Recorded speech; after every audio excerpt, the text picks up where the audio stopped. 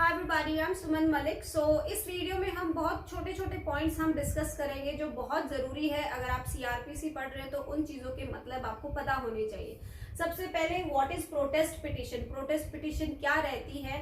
फिर देखेंगे what is further investigation. तो इस पे क्वेश्चन बहुत बार आता है कि फर्दर इन्वेस्टिगेशन क्या होती है या फिर ये किस सेक्शन में बताई गई है।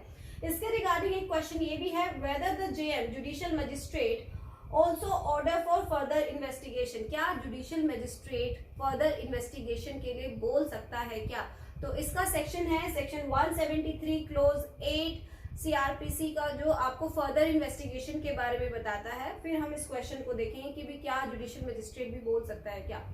ये टॉपिक शुरू करने से पहले मैं आपको एक न्यूज दे दूं कि अगर आप मुझसे क्रिमिनल लॉ पढ़ना चाहते हैं with notes, landmark cases and recent cases, तो ये सब कुछ अवेलेबल है अनअकैडमी पर। वहां पर अभी आजकल जो है मैं आपको क्रिमिनल लॉ पढ़ा रही हूँ। इसका लिंक जो है डिस्क्रिप्शन बॉक्स में मैं डाल दूंगी, तो उसको जल्द से जल्द ज्वाइन करेगा। Let's crack PCSJ with Unacademy. आज ही अनअकैडमी पे खुद को एनरोल करवाइए। WOL10 मेरा रेफरल कोड है, इसका इस्तेमाल करिएगा। यहाँ पर special classes for judicial exams चलाई जा रही हैं। It's all free of cost और उसमें आपको बहुत सारे बेनिफिट्स प्रोवाइड किए जाते हैं। और अगर आप DJS की प्रिपरेशन कर रहे हैं तो आप लोगों के लिए एक मैराथन ऑलरेडी स्टार्ट हो चुका है। फ्री लाइव क्लासेस के अंदर ये सारे सब्जेक्ट कवर किए जा रहे हैं, इंक्लूडिंग स्पेशल लॉज और स्टेट लॉज, जो आपका जुडिशरी क्रैक करने में हेल्प करने वाला है। और यहाँ पर free of cost test series भी चलाई जाती है। पर डे टेस्ट रहता है, सैटरडे संडे GK GS है। और WOL10 मेरा रेफरल कोड है, जिसका इस्तेमाल करोगे तो आपको एनरोलमेंट में हेल्प मिलेगा और अनलॉक किया जाएगा इससे। और अनअकैडमी यूट्यूब पर भी है, टेलीग्राम पर भी है, और मैं भी आपको वहां पर पढ़ा रही हूँ क्रिमिनल लॉ, तो मुझे भी देखिए वहां पर। इस सब का लिंक जो है मैं डिस्क्रिप्शन बॉक्स में डाल दूंगी, तो इसका आज ही फायदा उठाइए। Go for it. तो चलिए देखते हैं सबसे पहले प्रोटेस्ट पिटीशन क्या होती है।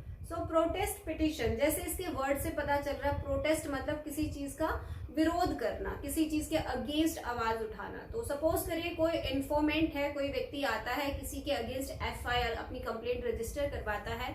उस कंप्लेंट के ऊपर, उस FIR के ऊपर एक IO इन्वेस्टिगेशन ऑफिसर जो है अपॉइंट किया जाता है। फिर उसका काम क्या होता है, उस इशू के रिगार्डिंग सारी इन्वेस्टिगेशन करना, जानकारी हासिल करना, सब कुछ। और इन द एंड वो पुलिस रिपोर्ट फाइल करता है। तो पुलिस रिपोर्ट जो है पूरी इन्वेस्टिगेशन का क्रक्स होता है, रिजल्ट होता है, जो पुलिस रिपोर्ट होता है। अब सपोज करिए वो उस पुलिस रिपोर्ट में क्लोजर रिपोर्ट लगा देता है।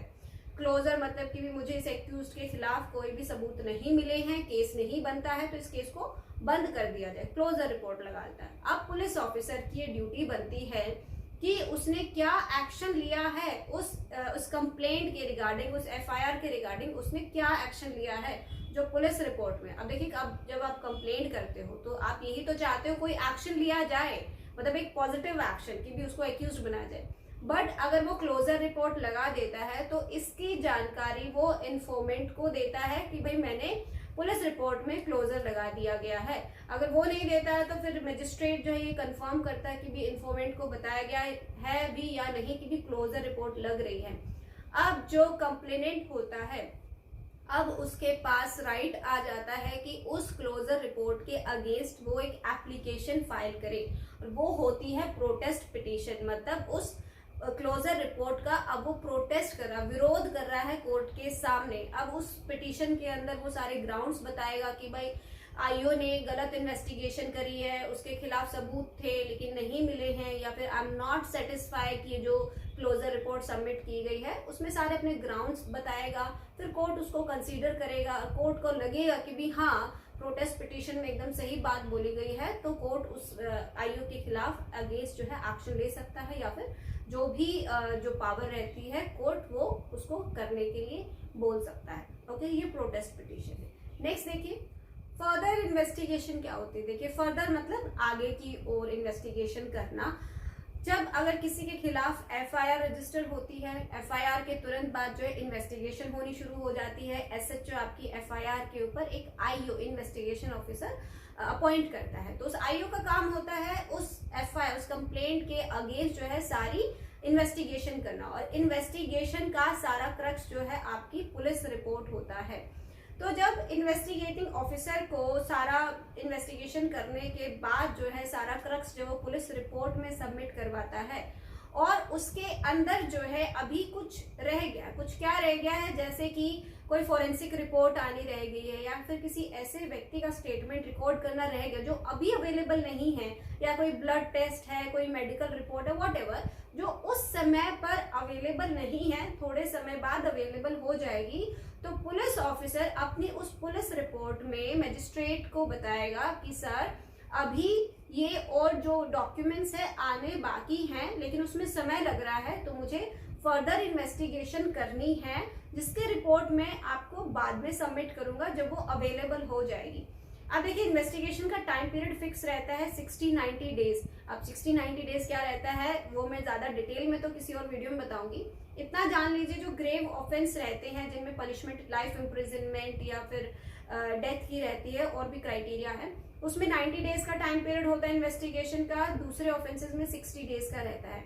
अब वो टाइम खत्म होने वाला है सपोज, और पुलिस रिपोर्ट सबमिट करवानी है। अब वो अगर उसका इंतजार करेगा किसी फॉरेंसिक रिपोर्ट या दूसरी रिपोर्ट का जो अभी अवेलेबल नहीं है, फिर तो टाइम पीरियड खत्म हो जाएगा।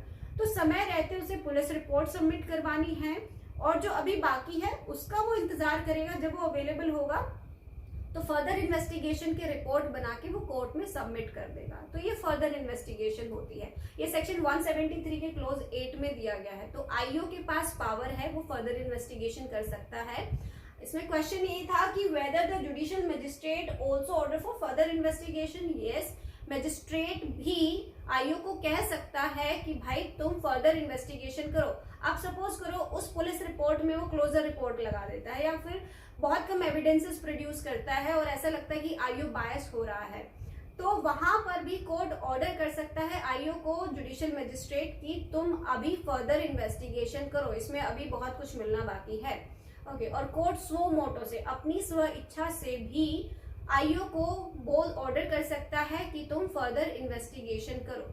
तो ये था फर्दर इन्वेस्टिगेशन के बारे में, बहुत शॉर्टकट में मैंने बताया है, काफी कुछ है। तो जब मैं आपको सेक्शन 173 आपको डिस्कस करूंगी तब ये बहुत कुछ मैं आपको बताऊंगी। तो शॉर्टकट में जानने के लिए इतना ही था। अगर फिर भी आपको कोई क्वेश्चन है या आपको कोई चीज नहीं समझ आ रही है तो प्लीज मुझे कमेंट करके बताइए, और मेरी फ्री लाइव क्लासेस के लिए आज ही ज्वाइन करिए अनअकैडमी पर। And thank you for watching.